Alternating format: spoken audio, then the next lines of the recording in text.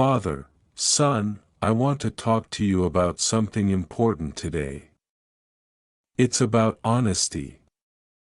Always remember that honesty is the best policy in life. When you tell the truth, it may not always be easy, but it builds trust and respect with others, son.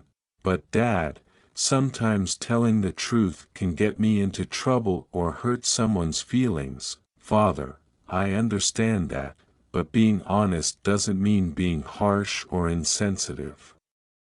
You can convey the truth with kindness and empathy. It's about finding the right balance between being truthful and being considerate of others' emotions. Son, okay, Dad. I'll try my best to be honest and kind at the same time. Father, that's my boy. And remember, honesty starts with being true to yourself too. Always be honest with your thoughts, feelings, and actions. It will lead you to make better decisions and become a person of integrity. Son, thanks, Dad.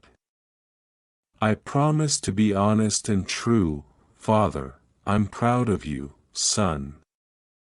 Always remember that honesty may not always be the easiest path, but it's the one that will lead you to a life filled with trust, respect, and strong relationships.